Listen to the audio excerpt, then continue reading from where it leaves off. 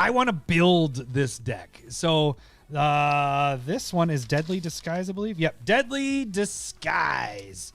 Okay, so our main guy that we're dealing with is Kaust. I remember doing this when we did the budget thing, or that budget. I think you're good. I think I got it. I'll go. Yeah. Eyes of the Glade. So you have the hybrid red-white and green. This is a Dryad Detective, a 2/2. Whenever a creature you control that was turned face up this turn deals damage or combat damage to a player, draw a card. Tap it, target face down attacking creature you control. You turn it face up. I'm not using the bear, so we're focused on this guy for our attacking.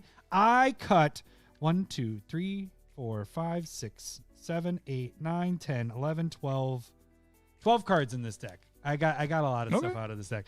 Right. So, little foreshadowing of what I wanted to do. I want my commander to have multiple triggers. I don't want to just turn one thing face up. I want to be able to do it multiple times. So that's kind of the angle I went with it. And I am going with one-sided board wipes because you're putting everything down for their 2/2s. So I'm doing a lot of the board wipes that you pick the creature toughness or power, or 4 or higher, or you pick the creature toughness and power and then wipe the rest. So that's where I kind of went with this. I'm going to clear the board, attack, and then I can flip whatever ones I want to flip. So let's first get into the cuts here. One of the cards that you like to use, I think, a lot, but is our Tribe Elder. So it's Sakura. Don't put this on me. Well, I mean, you're going to cut Steve? Yeah. Should I yell at him? What the shit? Got rid of Steve in this deck. I want better stuff. I want the creatures. Better stuff? Ooh. Ooh. What are we doing? Right. What are we doing here? Ooh. I feel like you're poking that bear. No, the bear's up. That was the other commander. I'm not poking any bear. The bear stays in this deck. Poking it. So I got rid of that because I want other things. I got other things to deal with that. And then I got rid of Teska. What is it? Teska Judith's Hellhound. Oh yeah, that card's pointless in this. I don't get it's red shine. Right. Steve, how dare you? All right, is it says it's a red, all red. Where is that card? Did I pass it? I don't know what it is. It's a new card. Yeah, so you didn't get. Oh, that's right. New cards at the bottom. Oh shit, you're not gonna be able to see it because they don't know how to show their stupid. Oh wait, it's not down there. Yeah, that's Tessak Judas Hellhound. Where was it down there? Yeah. Oh, did I? Oh, I started with the S. Sorry. And of course, we're not going to see it. Damn it. Okay, I actually want to show that one really quick. I'm going to Scryfall. Because it's basically giving creatures undying, and then creatures with counters have haste. Is that what it was? It has unleash. Other dogs have unleash. Creatures to control with counters on them have haste, which you're putting your creatures face down, so that doesn't help. And then whenever this attacks, it gets 1 for each attacking creature. Blech. Just garbage. Get it out of there. Neheb. I like Neheb a lot, but in this deck, I don't like it so much because you're based on damage, and it's not. Let's see if I can show the whole card there, Neheb. So at the beginning of your post-combat main phase, add 1 for each. You're wanting to be tricky. So you're wanting to attack with your 2/2s. You want them to block or let ones go, and then you can flip whatever ones you want to flip. This is... The mana's not going to help you after the combat. You want it during the combat. So it's a good card. I just don't want it in this deck. Scourge of the Throne. That's right there. The big Right dragon. underneath it. Yeah. Big dragon right there. So you get an additional attack if you attack with the player with the highest life. It's a good card. I just don't want it in this with what I'm doing here. I got an Imperial Hellkite, which is a morph card, but it's a lot. I mean, I get it because you can tap and flip it, but since I got rid of Scourge of the Throne, there are no other dragons. So when it flips up, you're not getting the benefit from dragons. So I cut one dragon, cut the other dragon. Salt Road Ambushers. I don't remember what that card is. Do you know what that card is? Oh, there it is. Oh yeah, I don't like these guys. When it's when another that was very like Norm Macdonald-ish. Yeah. I don't like those guys. This one might not be so bad because it is when another permanent you control is turned face up. You put 2/1/1 counters on this. That's bad. But this one does. You have to first flip this one and then get the other permanents to flip face up. It's good once this is flipped up, but don't want that one in there. Okay, so then we get into some of the removal. Decimate, Path to Exile. I know people, those are fantastic. I just don't like them as much. I got different things. I got my board wipes and stuff that are going to deal with it. And Lowry, your favorite, Chaos Warp. Got rid of that one as well. I don't know if I have it in many decks anymore. Oh, really? I think it's gone. I am going to pull up Ransom Note since I did mention it before. I want to show what that card is. Okay, so it's 1. You get to Surveil, which fit with the other deck a little bit better. I just don't like Ransom Note. You tap 2 and then you cloak the top card. You go target creature or you draw. I just don't like this card. It's not terrible. The Surveil's nice. I just don't want it. I want better stuff. Well, okay, so it fits in every deck. That's why it's in every deck. Right. That's goad. For the Surveil, it's Surveil, a clue. Yeah, it's yeah, goading. Yeah. But I got rid of that because I wanted better cards in there. And then I got rid of... You said that about Steve, though, too. And I don't know if I trust your... I trust what you're saying here. Wild Growth, because it's like... Now I'm going to play Ransom Note in every deck because you think it's on the level of Sakura Tri-Builder. How bad is that? And I got rid of Wild Growth and Mosswort Bridge because you don't need those in there. Okay, let's get into your douche canoe. Let's get into the actual what the ads are. This one I was really excited for, and I actually might build this deck because I like this one. Do it. And I would add more in. I'd add the Mr. Unlimited. Okay, so like I mentioned before, I will have a couple more morph stuff. I got rid of removal, so we need to add some removal back in. Daru Sacrificer, right? No, I can't read it. Darude. Sanctifier. Okay. It's like, no. Yeah, Sanctifier. Fire. Daru Sanctifier. So this is a morph card. Taps 2 to morph flip over. But when it's turned face up, destroy target enchantment. So you get a little bit of spot removal for enchantments, not also artifact. But I like this one. I like this as a morph card down. You get a little bit of removal in there. It's not expensive at all. So this was an easy add. Elspeth's Sun. 15 cents? Yes. I don't even think it was that much. Yeah. Let me see. Like there's some of them that were 6 cents. Daru's 6 cents. That was my 6 cent one. Yeah. But Elspeth's Champion is like $1. Yeah, because it's in one of the precons, in one of these 4 precons. Only reason is because destroy all creatures with power 4 or greater. So it's a 6-drop, but it does kind of feed into everything. You're adding some more tokens onto the board. If you hit that emblem, you're making your tokens 2+2 and flying.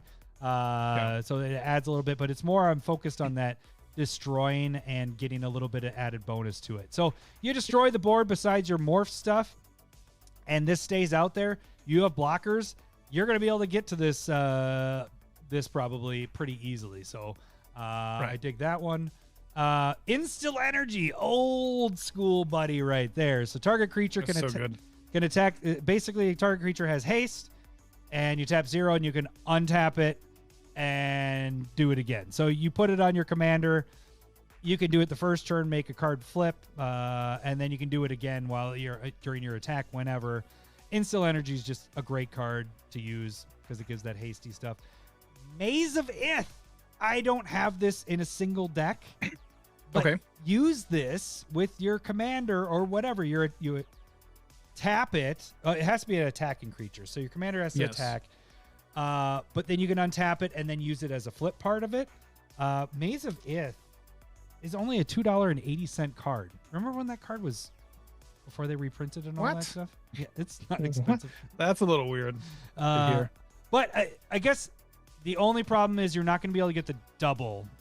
But it is, I replaced this with the land that I took out. So I took it out of, what was that one? Mosswort Bridge. So I took Maze of Ith out. You can use this Offensive wise, you can use this for defensive wise. Maze of Ith is just a great card. Never count it as your land. So that's why I took it out, because the land count was really high. So I got rid of that. A card I always take out of other precons, but I added in this one because it makes sense. But Mentor of the Meek, because you're putting stuff down for their face down cost. They're 2/2s. So you can pay 1 and draw a card. It's just adding draw to your deck. It's pretty damn easy. I'm surprised they didn't put Mentor of the Meek in this, because I feel like it's in every precon. So I was just like, yeah. Why would it be in this one? Everything you're putting down is a 2/2. All right, whatever. What is this? Patriarchs? Is that how you say that? Patriarch seal. So we're getting Patriars. Is that what I it want is? to say? Okay. Yeah, you're right. Pat. One. She can't even read. We're just gonna call it Pat seal. Pat's So seal. it's a monorock. So we're gonna replace that. Your guys' whatchamacallit, Steve, with this. I know it's one more, but You know what? I'm okay. If you're gonna say that's the swap. This is the Steve swap. So you're untapping your legendary creature, so you're able to use your commander's ability twice, and it is also a monorock. So added that in there. This one I don't get why it's not in here, because this is a really good card. It's only 47 cents. Primal Whisperer, and I almost was whispering, so it kind of was fitting with the theme. It's a morph card. It costs 4 to flip it over, but when it's flipped over, not just when it happens, but when it's on its face side, it gets 2+2 for each face down creature in play. So this could be a big baddie. Yeah. So the point of this deck is you're attacking with everything. They choose their blockers. Then you figure out which ones you want to morph, like flip back over. So this one doesn't get blocked. Oh, I'll flip that one over. Oh, you're now taking 14 damage because you didn't block this guy. Or maybe it's killing off a creature, or maybe you're using it as a blocker. So, and then we get some more untapped triggers with Kiran Ranger. So you return a forest you control to your hand, untap target creature. You only can do it once per turn, but it allows you to get your trigger off your commander a second time. And this bad boy, it's in the secret lair, one of your favorites, but it's reconnaissance. Good. So good. Remove target attacking creature you control from combat and untap it. So I did want to add protection a little bit in. Actually, that's why I had the Maze of Ith, not just for the commander.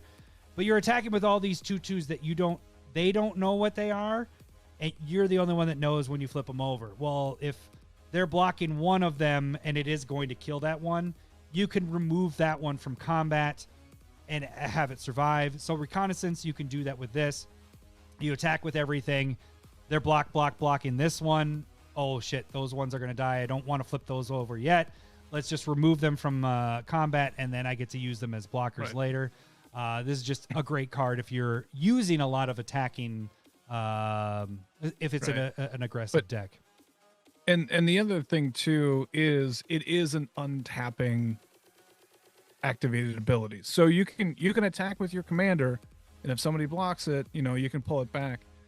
But this is the great thing about reconnaissance that I think people forget is you can deal damage and there's still your attack phase. You're still in that phase, and so even after damage is dealt, you can untap it and then do it whenever you want. So like within that attack phase, it's such a good card. So like I would attack with Kelsian, and he has vigilance, and so I'd be able to get damage in, tap it to deal a damage, 1 damage, kill whatever, untap it after damage is dealt, and still have it to be able to block and ping again. Like, reconnaissance is a crazy good card. Yep. All right.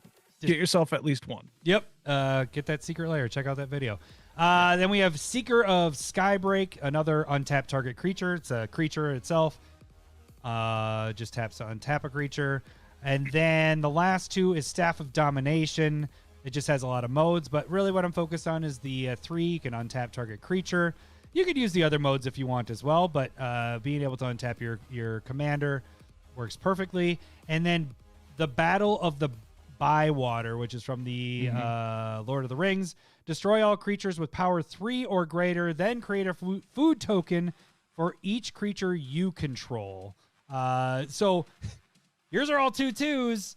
Destroy the board, and then you get so much food. Like, the food part is an added bonus. This is only a 3-drop to destroy basically the board and leave your side open to swing in. So, okay. Total value of that whole thing, I cheated once more, but that's because I think even by me talking right now that reconnaissance is probably going to go down because of the secret layer drop. But it was at $20.95, so I'm still at $20. I'm 5 cents from hitting 21, so I'm still in that range, Lowry. I'm not completely cheating. But all right, you don't have to justify this to me. I don't care. If we It's get the people that listen, Mr. They care. if we get Unlimited. into the Mr. Unlimited section, this is where I add some of the game winners in. Aura shards, you're playing a lot of creatures face down for cheap for 3 colorless. You're destroying artifacts, enchantments. This is just, it's like an $8-10 card. Crater of Behemoth could be your game winner, and you don't even have to have your cards flipped over. Elish Norn, Grand Cenobite, so you're putting those 2/2s down, but they're actually 4/4s and kind of destroying their board a bit. That would be a great card. Here's the thing about Elish Norn. You can get the Phyrexian Secret Layers for dirt cheap compared to the regular ones. So that is actually an easier buy than it used to be. Heroic Intervention, protect your stuff a bit more. This is an all-star in this. I wish it could fit in here, but it's already over $20. But Legolas's quick reflexes. For 1 green, it has split second. Untap target creature. So that fits in with the untap I was talking about. So you tap, do your thing with your commander, untap it. You can do it again if you want, but until in a turn it gains hexproof reach, and whenever it deals or becomes tapped, it deals damage equal to its power to up to 1 target creature. So imagine you have this out and you have multiple of the other untapper things. You're able to wipe their board by dealing damage with your commander and everything. So that'd be great. And then along with Crater of Behemoth, Moonshaker Cavalry. So you're given that X+X. Oh, I guess I got a couple more. 3 more, actually. Teferi's Protection, 1,000-year elixir. So we're getting another untap effect with you can do your activated abilities as though they have haste. And then lastly, Waves of Aggression. Untap all creatures that attack this turn. After this main phase, there is an additional combat phase followed by an additional main phase. And it has Retrace, so you can keep doing this. I know there's a lot of other cards that do that, but I like this one, but it's an expensive card because it's only been printed the one time. And I think it's kind of a good idea to have extra turns, even though that can extend a game and people can kind of get bored with it if it becomes like too much of a theme within a deck. But when those cards that have been flipped up that deal damage this turn draw you a card, you get to draw another card and another card and another card. So that is solid. Would I be able to suggest 2 cards? Yeah, for sure, because I might add it to my list if I make this deck, actually. Okay, so Nature's Chosen. I don't know if you saw let's do this one. It's you could just pull it up. It is a green aura.